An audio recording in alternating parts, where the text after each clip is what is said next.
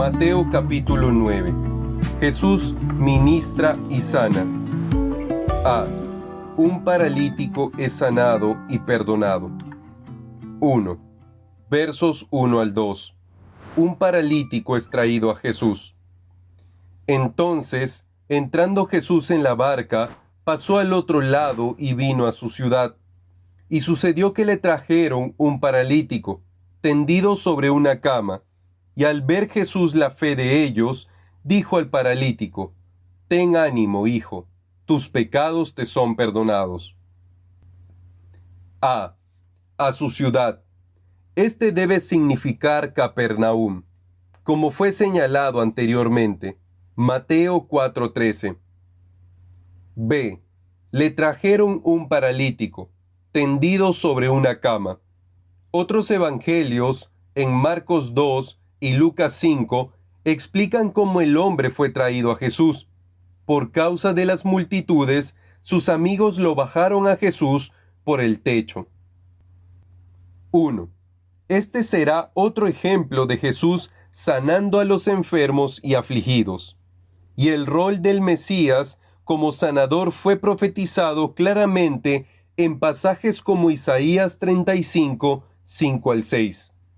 Entonces los ojos de los ciegos serán abiertos, y los oídos de los sordos se abrirán.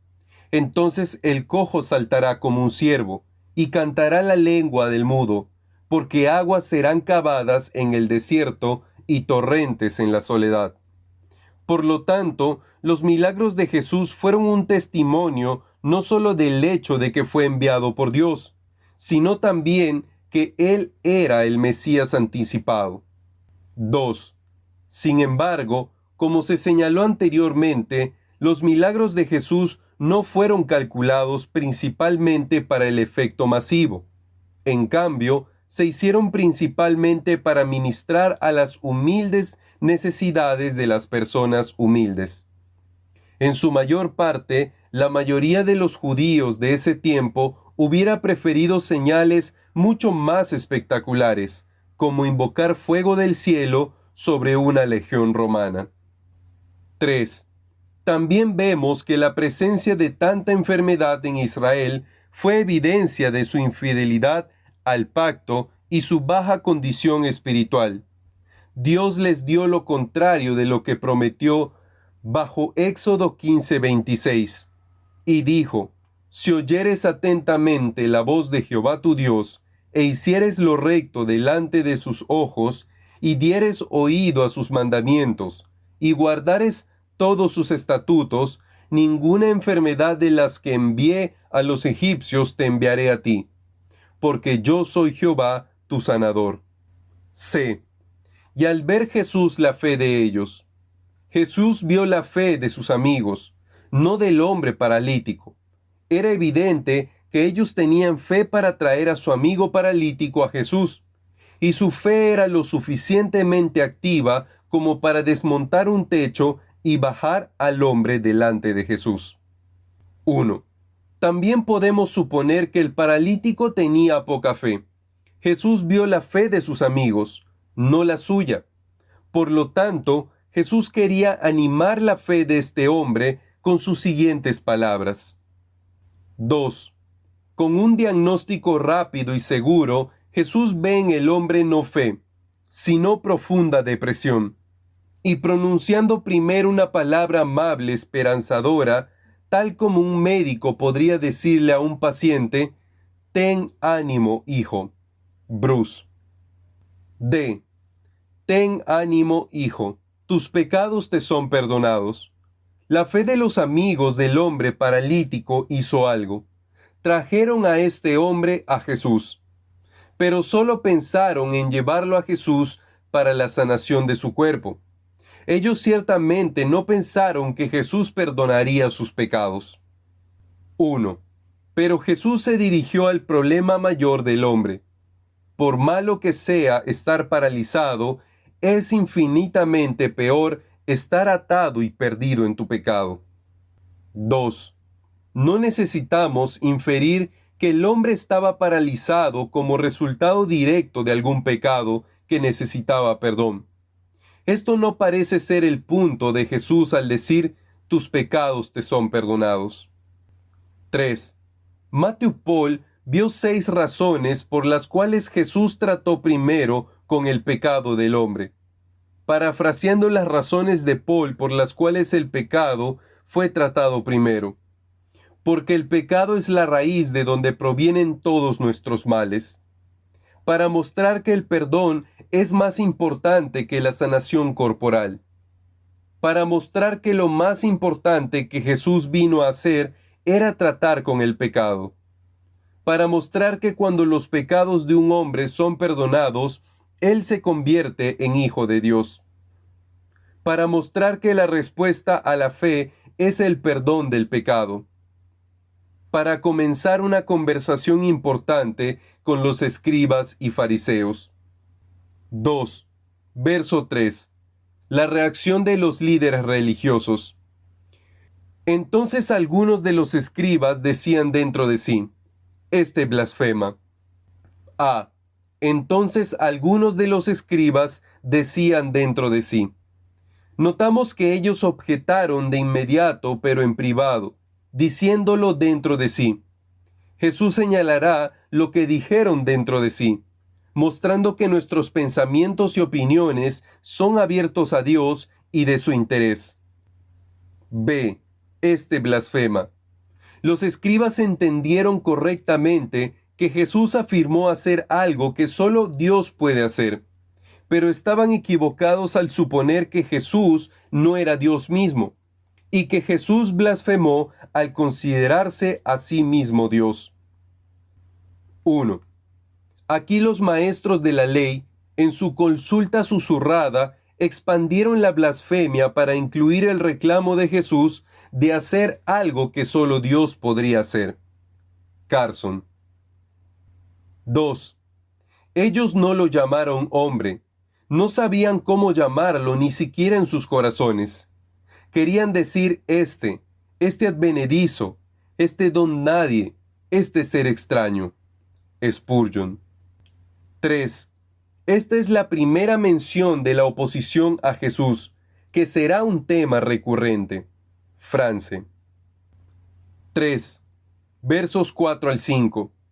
Jesús lee los corazones malos de los escribas y presenta una pregunta.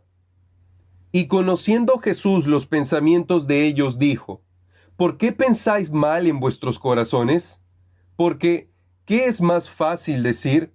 ¿Los pecados te son perdonados? O decir, levántate y anda. A. Y conociendo Jesús los pensamientos de ellos. Esto solo debió haber sido suficiente para que Jesús probara su deidad, demostrando que Él puede conocer sus corazones malvados. Sin embargo, Él ofrecería una mayor prueba de su deidad. B. ¿Qué es más fácil decir? Tanto la sanación como el perdón son imposibles con el hombre. Sin embargo, solo la promesa de sanación se podía probar de inmediato, porque aunque no puedas ver el pecado de alguien siendo perdonado, puedes ver que ellos están sanados. 1. Esto parece haber sido fundado en el Salmo 103:3. Él es quien perdona todas tus iniquidades, el que sana todas tus dolencias. Aquí el perdón precede a la salud. Clark. 4. Versos 6 al 8. Jesús afirma su autoridad tanto sobre el pecado como la enfermedad. Pues para que sepáis que el Hijo del Hombre tiene potestad en la tierra para perdonar pecados, dice entonces al paralítico, levántate, toma tu cama y vete a tu casa. Entonces él se levantó y se fue a su casa, y la gente al verlo se maravilló y glorificó a Dios que había dado tal potestad a los hombres. A. Pues para que sepáis que el Hijo del Hombre tiene potestad en la tierra para perdonar pecados. Jesús respondió su propia pregunta antes de que los líderes religiosos lo hicieran. Ya que él pudo cumplir su afirmación de sanar al hombre, dio prueba a su afirmación de tener también la autoridad para perdonar pecados. B. Entonces él se levantó y se fue a su casa. El hombre fue sanado instantáneamente, comprobando que Jesús tenía el poder de Dios para sanar y perdonar. 1. Él no fue al templo como el sacramentario, ni al teatro como el hombre del mundo. Fue a su casa. La restauración de un hombre por gracia es mejor vista en su propia casa. Spurgeon. 2. Un hombre da prueba de su conversión del pecado a Dios, quien limita a este paralítico. El que no se levanta y se pone de pie, sino que continúa arrastrándose en la tierra o cae tan pronto como se levanta, aún no se ha curado de su parálisis espiritual. Clark. C. Y la gente, al verlo, se maravilló y glorificó a Dios. En la sanación del hombre, la multitud le dio a Dios la gloria por este milagro. Obviamente, Jesús no atrajo atención a sí mismo por la forma en que se realizó la curación. B. Llamamiento de Mateo el publicano. 1. Verso 9. Mateo obedece el llamado de Jesús a seguirlo. Pasando Jesús de allí, vio a un hombre llamado Mateo, que estaba sentado al banco de los tributos públicos, y le dijo, «Sígueme», y se levantó y le siguió. A. Un hombre llamado Mateo. Marcos 2:14 dice que este hombre también era llamado Leví, hijo de Alfeo. Mateo 10:3 menciona que había otro discípulo que era hijo de Alfeo, Jacobo. Así que parece que tanto este Mateo como su hermano Jacobo estaban entre los 12. B. Un hombre llamado Mateo, que estaba sentado al banco de los tributos públicos. Los recaudadores de impuestos no solo eran pecadores notorios, también eran considerados como colaboradores con los romanos contra sus compañeros judíos. A nadie le gustaba el hombre que estaba sentado al banco de los tributos públicos. 1. El pueblo judío con razón lo consideraban traidores, porque trabajaban para el gobierno romano, y tenían la fuerza de los soldados romanos detrás de ellos para hacer que la gente pagara impuestos. Ellos eran los colaboradores judíos más visibles con Roma. 2. El pueblo judío, con razón, los consideraban extorsionadores, ya que podrían quedarse con lo que colectaban en exceso. Un recaudador de impuestos pujaba contra otros para el contrato de recaudación de impuestos. Por ejemplo, muchos recaudadores de impuestos podrían querer tener el contrato de impuestos para una ciudad como Capernaum. Los romanos concedían el contrato al mejor postor. El hombre cobraba impuestos, pagaba a los romanos lo que había prometido y se quedaba con el resto.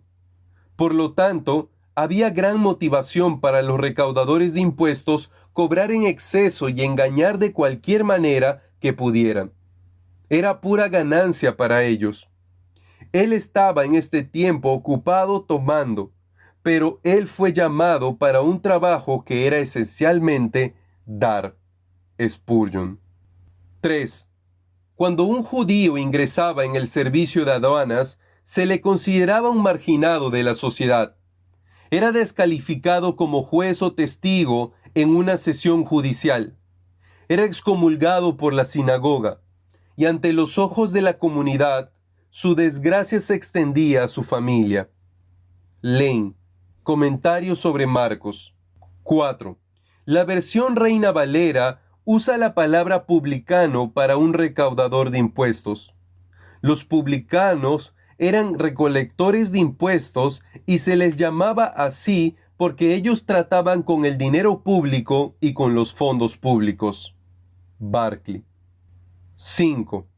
Un publicano fiel era tan raro que Roma misma, que uno Sabino, por su manejo honesto de ese oficio, en un recordatorio honorable de esto, tuvo ciertas imágenes erigidas con esta inscripción: por el publicano honesto.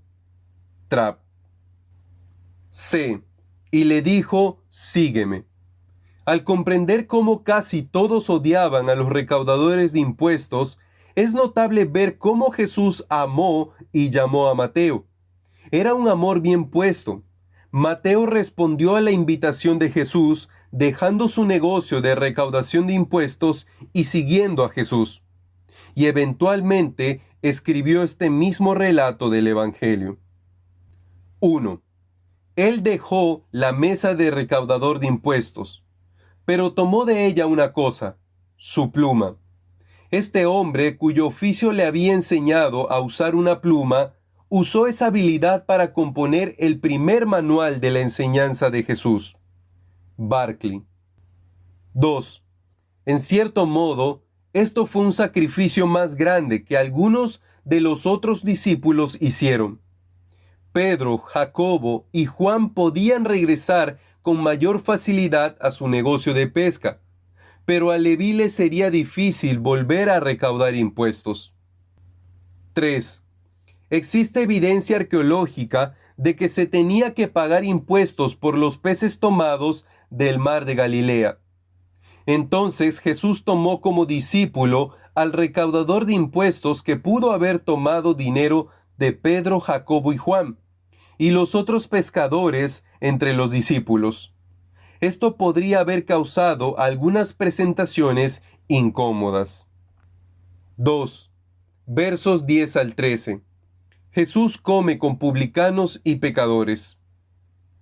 Y aconteció que estando él sentado a la mesa en la casa, he aquí que muchos publicanos y pecadores que habían venido se sentaron juntamente a la mesa con Jesús y sus discípulos. Cuando vieron esto los fariseos, dijeron a los discípulos, ¿por qué come vuestro maestro con los publicanos y pecadores? Al oír esto Jesús les dijo, los sanos no tienen necesidad de médico, sino los enfermos. Id, pues, y aprended lo que significa, misericordia quiero y no sacrificio, porque no he venido a llamar a justos, sino a pecadores al arrepentimiento. A. Muchos publicanos y pecadores se sentaron juntamente a la mesa con Jesús. El contexto sugiere que esta era una reunión de los amigos de Mateo y antiguos compañeros de trabajo. Podríamos decir que Jesús aprovechó de la decisión de Mateo para alcanzar también a quienes conocía. 1. Jesús apunta a una misión entre las clases reprobadas, y su primer paso es el llamado de Mateo al discipulado, y su segundo es la reunión por medio de él, de un gran número de estas clases a un entretenimiento social. Bruce. 2. Al señalar que había muchos publicanos y pecadores, Bruce opina que esto no fue llevado a cabo en un hogar privado, sino en un salón público, y que, en cualquier caso, fue un gran evento, números, posiblemente cientos presentes, demasiados para un cuarto en una casa. B. ¿Por qué come vuestro maestro con los publicanos y pecadores? La respuesta a esta pregunta fue simple, porque Jesús es amigo de los pecadores. Mas Dios muestra su amor para con nosotros, en que siendo aún pecadores, Cristo murió por nosotros. Romanos 5:8. 1. Pecadores puede incluir gente común que no compartía todos los escrúpulos de los fariseos. Carson. C. Los sanos no tienen necesidad de médico, sino los enfermos. Este era el principio que los fariseos críticos no entendieron. Los fariseos eran como médicos que querían evitar todo contacto con gente enferma. Por supuesto, deseaban que la gente enferma se volviera sana, pero no se arriesgarían a infectarse ellos mismos. 1. Somos afortunados de que Dios llame a pecadores y no solo a gente santa. Jesús vino para beneficio de aquellos que entendieron su necesidad inherente de Él. Los enfermos y los pobres en espíritu, de Mateo 5:3. En cambio, los orgullosos que no ven la necesidad de Jesús, los sanos, no se benefician de Jesús. 2. Señor, permite que si alguna vez me encuentro en compañía de pecadores, pueda ser con el diseño de sanarlos, y que nunca me infecte con su enfermedad. Spurgeon. D. Id, pues, y aprended lo que significa misericordia quiero y no sacrificio. Aquí Jesús citó Oseas 6:6. En los días de Oseas, el pueblo de Dios todavía era bueno para traer sacrificios. Oseas 5:6. Pero habían olvidado la misericordia y abandonaron la misericordia porque dejaron el conocimiento de Dios y la verdad. Oseas 4:1. Dios prefiere tener corazones rectos, llenos de verdad y misericordia, que sacrificio. 1. Estas palabras son más llamativas cuando recordamos que estaban dirigidas a los maestros de los hombres.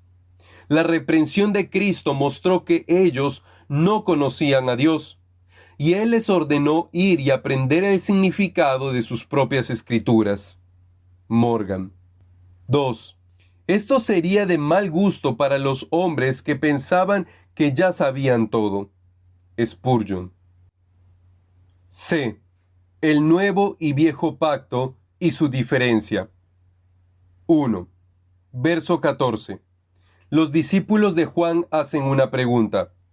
¿Por qué no ayunan los discípulos de Jesús como lo hacen ellos y los fariseos? Entonces vinieron a él los discípulos de Juan diciendo, ¿por qué nosotros y los fariseos ayunamos muchas veces y tus discípulos no ayunan? A. ¿Por qué nosotros y los fariseos ayunamos muchas veces? El ministerio de Juan el Bautista era estricto en su carácter y tenía un énfasis en el arrepentimiento humilde. Mateo 3, 1 al 4.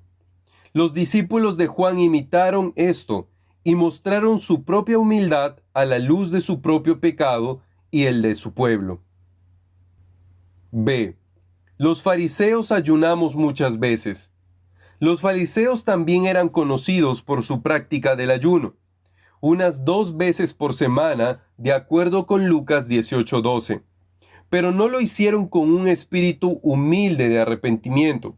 A menudo ellos ayunaban queriendo impresionarse a sí mismos y a otros con su espiritualidad.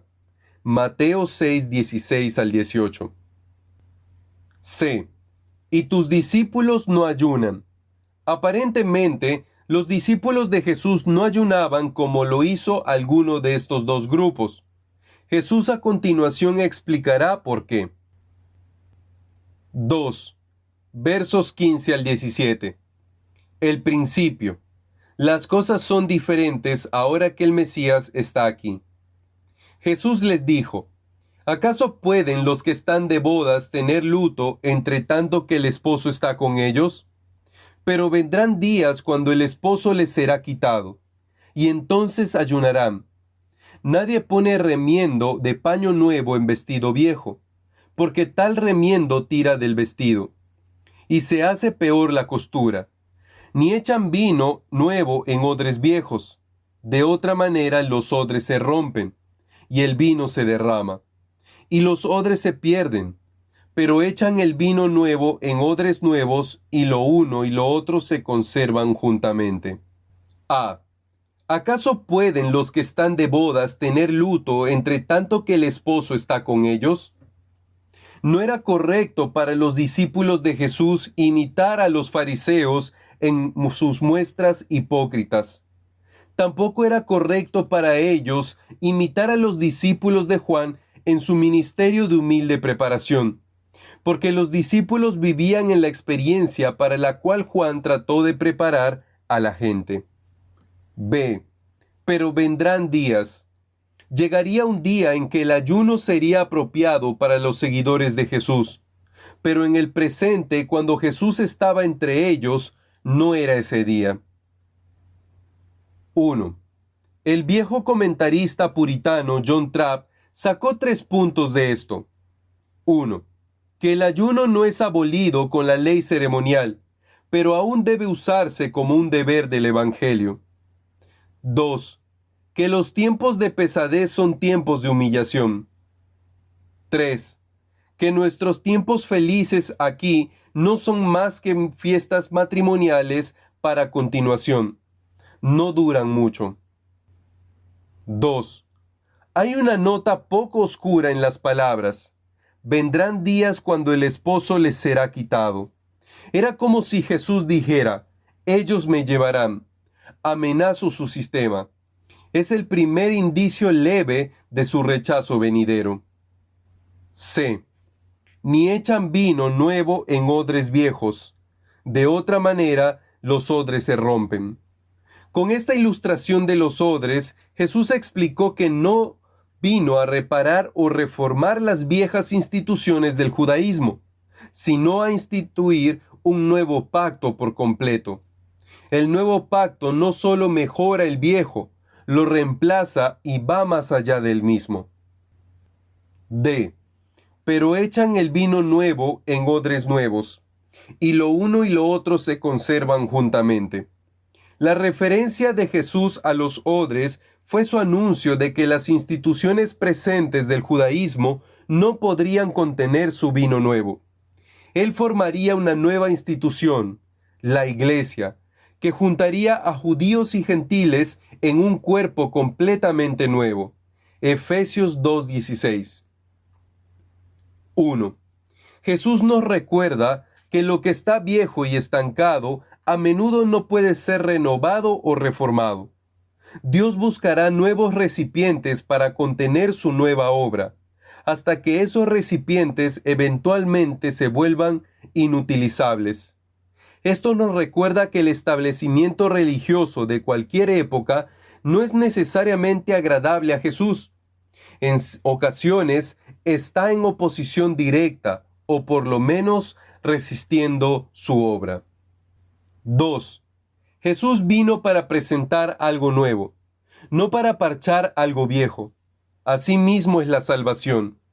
Al hacer esto, Jesús no destruye lo viejo, la ley, sino que lo cumple, tal como la bellota se cumple cuando crece en un roble. Hay un sentido en el que la bellota se ha ido, pero su propósito se ha cumplido en grandeza. E. 2 personas son sanadas, una niña y una mujer con un flujo de sangre. 1. Versos 18 al 19. Un principal entre los judíos le pide a Jesús que sane a su hija.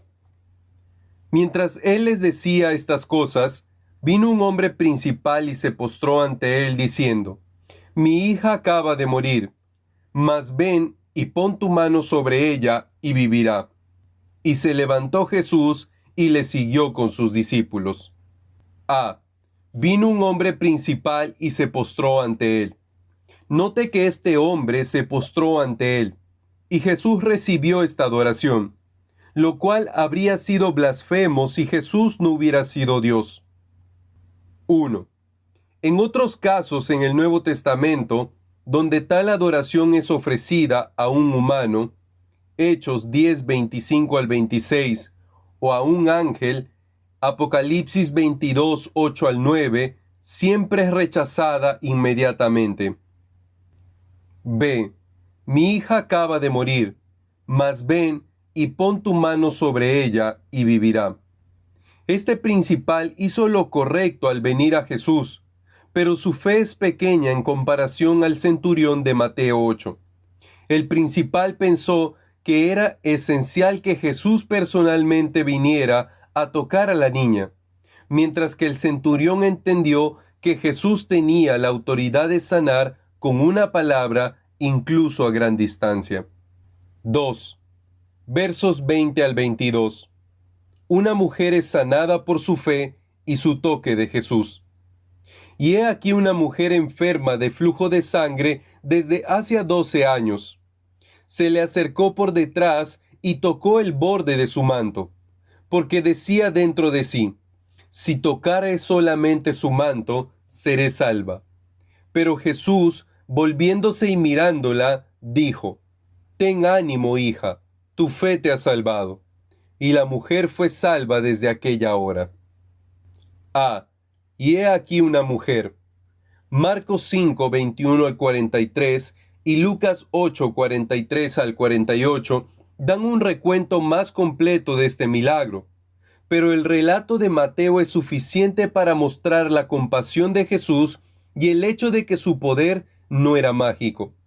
Aquí vemos simplemente el poder de Dios respondiendo a la fe de aquellos que lo buscan. 1. Mateo relata esta historia brevemente como lo hizo con muchas otras, con la sola intención de registrar el milagro. Paul. B. Si tocare solamente su manto, seré salva. Ya que la condición de esta mujer era vergonzosa y porque era ceremonialmente impura y sería condenada por tocar a Jesús o incluso estar entre la multitud, ella quería hacer esto en secreto. Ella no le pediría abiertamente a Jesús ser sanada, sino que pensó, si tocare solamente su manto, seré salva. 1. Estos flequillos eran 4 borlas de jacinto azul que usaba un judío en las esquinas de su manto exterior. Eran tanto para identificar a un judío y como miembro del pueblo escogido, sin importar dónde estuviera, y estaban destinadas para recordarle a un judío cada vez que se quitaba y ponía sus vestiduras que pertenecía a Dios. Berkeley. 2. Esto también nos muestra que Jesús vestía como otra gente de su tiempo. Él no sintió la necesidad de distinguirse por las vestiduras que usaba. En el vestir, Jesús no era inconformista. Bruce. 3. Hasta donde sabemos, no había promesa o patrón de que tocar el manto de Jesús traería sanación. Parece que la mujer creyó esto en una forma algo supersticiosa. No obstante, aunque su fe tenía elementos de error y superstición, ella creyó en el poder sanador de Jesús y su manto sirvió como un punto de contacto para esa fe. Hay muchas cosas que podríamos encontrar mal con la fe de esta mujer. Sin embargo, su fe estaba en Jesús. Y el objeto de la fe es mucho más importante que la calidad o incluso la cantidad de fe. 4. Ella era lo suficientemente ignorante como para pensar que la sanación salió de él inconscientemente. Sin embargo, su fe vivió a pesar de su ignorancia y triunfó a pesar de su timidez. Spurgeon. C. Y la mujer fue salva. Su fe, aunque imperfecta, fue suficiente para recibir lo que Jesús quería darle. Su enfermedad de 12 años se curó de inmediato. D. Pero Jesús, volviéndose y mirándola, dijo: Esta mujer esperaba recibir algo de Jesús sin llamar la atención a sí misma o su problema vergonzoso. Jesús insistió en hacer aviso público y lo hizo por buenas razones. Lo hizo para que ella supiera que fue sanada, después de haber escuchado una declaración oficial de Jesús. Lo hizo para que otros supieran que ella fue sanada, porque su dolencia era de naturaleza privada. Lo hizo para que ella supiera por qué fue sanada, que fue por su fe y no por un toque supersticioso en sí mismo. Lo hizo para que ella no pensara que había robado bendición de Dios y para que no sintiera que necesitaba esconderse de él. Lo hizo para que el principal de la sinagoga viera el poder de Jesús en acción y por lo tanto tuviera más fe por su hija enferma. Lo hizo para poderla bendecir en una forma especial, dándole un título honorario, el cual nunca vemos que Jesús le da a nadie más: hija. 3. Versos 23 al 26. Jesús, a pesar del desprecio, levanta a una niña de los muertos. Al entrar Jesús en la casa del principal, viendo a los que tocaban flautas y la gente que hacía alboroto, les dijo: Apartaos, porque la niña no está muerta, sino duerme. Y se burlaban de él. Pero cuando la gente había sido echada fuera, entró y tomó de la mano a la niña, y ella se levantó. Y se difundió la fama de esto por toda aquella tierra. A. Los que tocaban flautas y la gente que hacía alboroto. Estos eran probablemente dolientes contratados, quienes según la costumbre de aquel día ofrecían una ostentación de duelo por un precio, y no por dolor sincero. Cuando nos damos cuenta cuán rápido cambiaron de hacer alboroto y llorar a ridiculizar a Jesús, mostró su falta de sinceridad. 1. Los dolientes profesionales eran contratados incluso por familias muy pobres. Mishnah Ketubot 4:4 especifica no menos de 2 flautas y una mujer gimiendo. France. 2. El duelo, como todo lo demás, había sido reducido a un sistema, 2 flautas y una mujer de luto en el entierro de una esposa obligatorio para el hombre más pobre. Bruce. B. Pero cuando la gente había sido echada afuera, entró y tomó de la mano a la niña, y ella se levantó. Jesús aguantó la burla de la multitud y resucitó a la niña.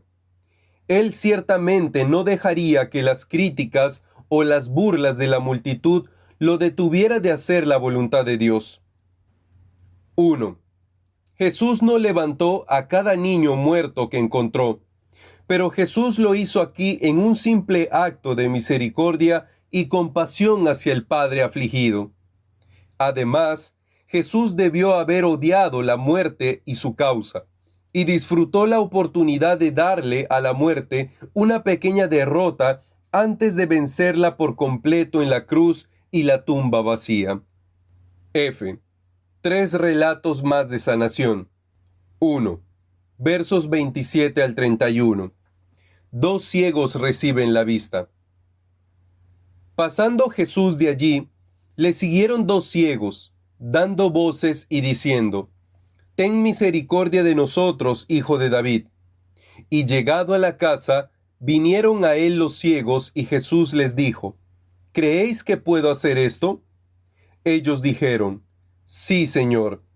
Entonces les tocó los ojos diciendo: Conforme a vuestra fe os sea hecho. Y los ojos de ellos fueron abiertos. Y Jesús les encargó rigurosamente diciendo: Mirad que nadie lo sepa. Pero salidos ellos, divulgaron la fama de él por toda aquella tierra. A. Les siguieron 2 ciegos. No fue fácil para estos ciegos seguir a Jesús, pero lo hicieron. Tuvieron que preguntarles a otros a dónde iba Jesús, y tuvieron que escuchar cada sonido que pudiera guiarlos. Sin embargo, estaban determinados a seguirlo lo mejor que pudieran. 1. La ceguera era una enfermedad angustiosamente común en Palestina. Surgió en parte por el resplandor del sol oriental sobre ojos desprotegidos, y en parte porque la gente no sabía nada de la importancia de la limpieza y la higiene. En particular, las nubes de moscas impuras transmitían infección que llevaba a la pérdida de la vista. Barclay. B. Ten misericordia de nosotros, hijo de David. Los 2 ciegos siguieron a Jesús y gritaron este reconocimiento público de Jesús como Mesías, porque hijo de David era un título mesiánico. Ellos le pidieron a Jesús lo mejor que podían pedir: misericordia. 1. Su única apelación era por misericordia. No se habló sobre el mérito, ni hubo ruegos de sus sufrimientos pasados, ni de sus esfuerzos perseverantes, ni sus resoluciones para el futuro. Pero ten misericordia de nosotros. Nunca ganará una bendición de Dios alguien que la exige como si tuviera derecho a ella. Spurgeon. 2. Esta es la primera vez que Jesús es llamado Hijo de David, y no cabe duda de que los ciegos estaban confesando a Jesús como el Mesías. Carson. 3. Juan 9:22 nos dice que los fariseos acordaron que cualquiera que confesara que Jesús era el Mesías sería expulsado de la sinagoga. Aunque la ocasión en Juan parece haber sido después de esta sanación de los ciegos, podemos creer que hubo un precio a pagar por llamar a Jesús hijo de David. 4. Y llegado a la casa, vinieron a él los ciegos. Jesús no trató con los ciegos hasta que estaban dentro. Esto pudo haber sido para amortiguar las expectativas mesiánicas en un día marcado por dos milagros altamente públicos y dramáticos. Carson. C. ¿Creéis que puedo hacer esto? De nuevo, Jesús sana a los ciegos en respuesta a su fe. La fe no garantiza la sanación para cada individuo. Sin embargo, hay indudablemente multitudes que no son sanadas por su falta de fe. Estos hombres simplemente proclamaron su fe diciendo, sí, Señor. 1. Él los tocó con su mano, pero ellos también debían tocarlo con su fe. Spurgeon. D. Conforme a vuestra fe os sea hecho.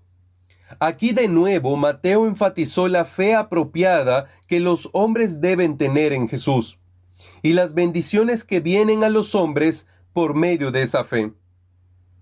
El leproso de Mateo 8:1-4 mostró fe porque él sabía absolutamente que Jesús podía sanar su lepra. El centurión de Mateo 8:5-13 tuvo una fe tan grande que Jesús abiertamente la alabó como gran fe, la cual no había encontrado entre el pueblo de Israel. Los discípulos fallaron en fe cuando estaban en la tormenta en el mar de Galilea. Mateo 8:23-27. La mujer con el flujo de sangre fue sanada por su fe. Mateo 9:18-26. 1. En muchas maneras, Dios dice lo mismo a hombres y mujeres hoy. Conforme a vuestra fe os sea hecho. Hay mucho que tener por fe, y mucho que nunca se recibe porque no se agarra con fe. Conforme a vuestra fe no significa en proporción a tu fe, mucha vista, sino más bien, ya que tú crees, tu petición es concedida. Carson. 2. La palabra de poder en la última oración es una sobre la cual Él actúa continuamente, que podemos llamarlo, como muchas bendiciones, una regla del reino. Tenemos la medida de nuestras propias misericordias. Nuestra fe obtiene menos o más según su capacidad de recibir. Spurgeon. 3. La fe de estos dos ciegos es digna de mención. Tuvieron la fe para seguir a Jesús. Esto implicaba olvidar otros caminos, otras direcciones y decidir seguirlo. Tuvieron la fe para clamar, estando dispuestos a poner palabras a su deseo. Tuvieron la fe para hacer algo de ruido y no tener miedo de la vergüenza. Tuvieron la fe para identificar a Jesús como el Hijo de David, reconociéndolo como el Mesías. Tuvieron la fe para pedirle a Jesús misericordia, sabiendo que no merecían la sanación. Tuvieron la fe para creer que Jesús podía sanarlos. Tuvieron la fe para decir, sí, Señor. Mirad que nadie lo sepa. A pesar de la advertencia de Jesús, no pudieron resistir el decirles a otros. Aunque no admiramos su desobediencia bien intencionada, admiramos su entusiasmo por la obra de Dios. Esta era su única área de incredulidad. No tuvieron la fe para obedecer a Jesús como debieron. 2. Versos 32-34. Un hombre mudo sanado. Mientras salían ellos, he aquí, le trajeron un mudo endemoniado. Y echado fuera el demonio, el mudo habló.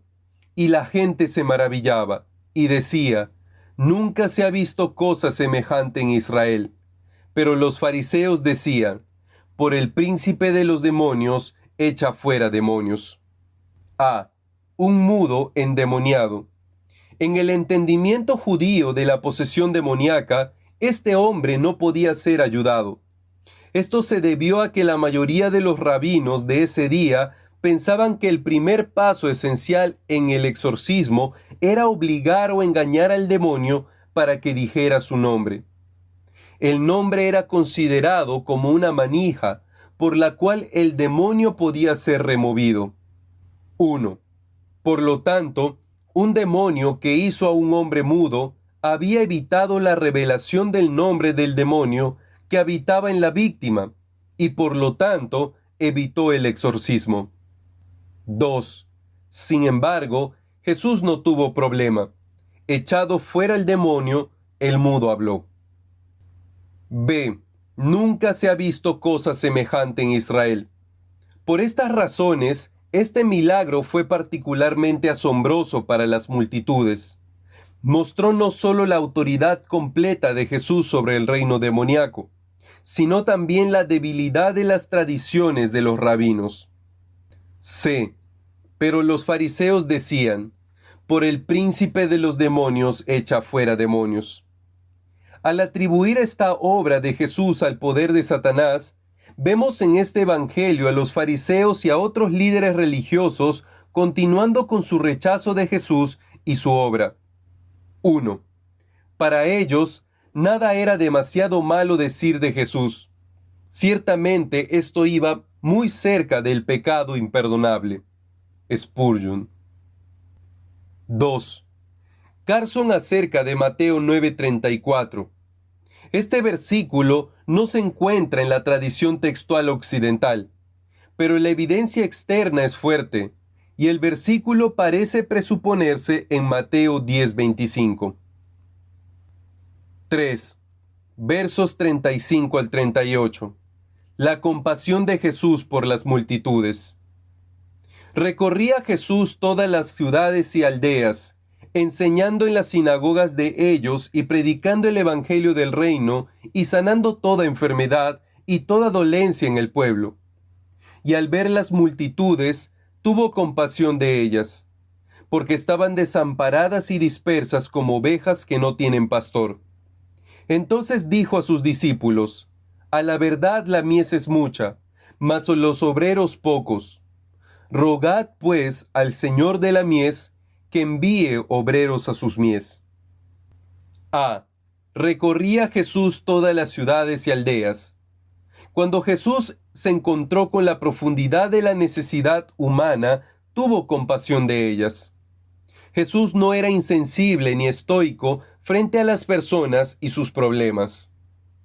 1.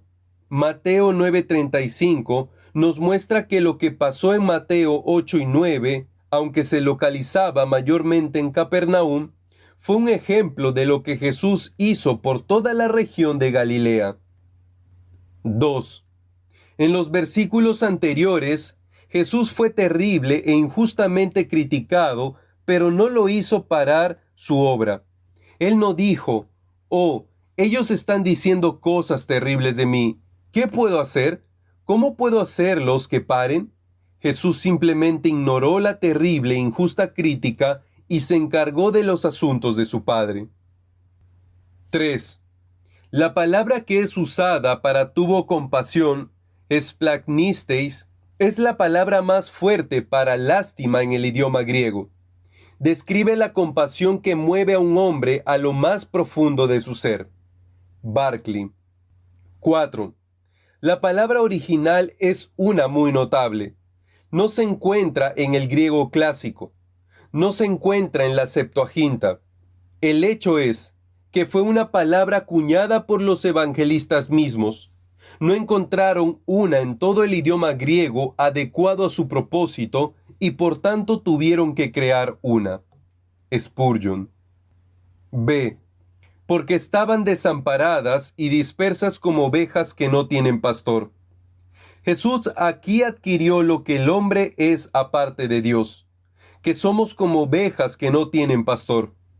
Esto significa que estamos en muchos problemas hasta que venimos bajo el cuidado de nuestro pastor. 1. Esto molestó a nuestro Salvador más que la esclavitud corporal de ellos a los romanos, lo que sin embargo era bastante doloroso. Trap. 2. Lamentablemente, se podría decir que el pueblo judío de ese tiempo ciertamente tenía algún tipo de guías espirituales y pastores. Esto es, los escribas, sacerdotes, levitas y fariseos. Sin embargo, la mayoría de ellos no valían para nada. Cristo considera que esas personas no tienen ministros que no tengan buenos. Paul. 3. El estado de las cosas le sugirió dos imágenes: un rebaño de ovejas olvidado y una mies echándose a perder por falta de segadores. Ambas implican no solo una penosa situación de las personas, sino una negligencia reprobable por parte de sus guías religiosos. Los comentarios farisaicos sobre el Festival de la Misión de Capernaum, Mateo 9:11, fueron suficientes para justificar el juicio adverso. Bruce. C. A la verdad la mies es mucha, mas los obreros pocos. Jesús vio la grandeza de la necesidad humana como una oportunidad, como una mies que era mucha. Una cosecha es algo bueno, y esta era mucha cosecha. 1. Pero también era una mies que necesitaba obreros. Lo bueno de una mies puede echarse a perder si no hay obreros que aprovechen de la recompensa.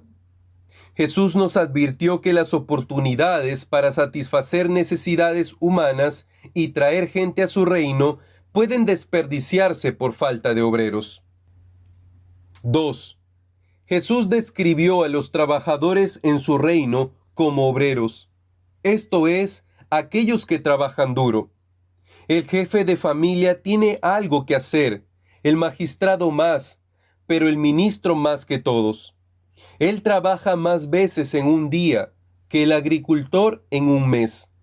El sudor de la frente no es nada comparado con el del cerebro.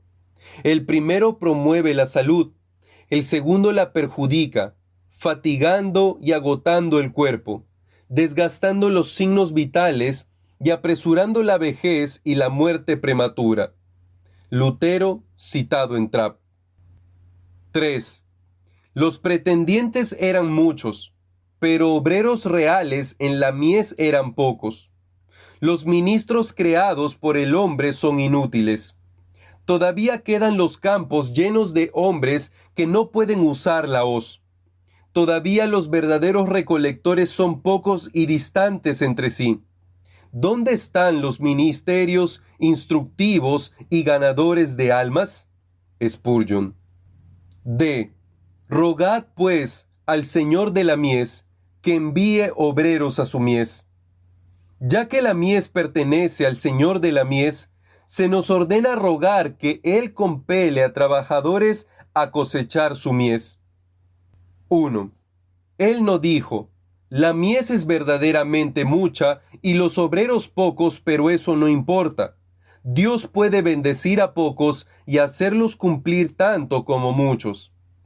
Él creía en la omnipotencia de su Padre, pero también creía que el Señor trabajaría por medios y que muchos obreros eran requeridos para recoger una mies abundante, y por lo tanto nos dijo que rogáramos por ellos. Spurgeon. 2. Debemos rogar que el Señor envíe obreros.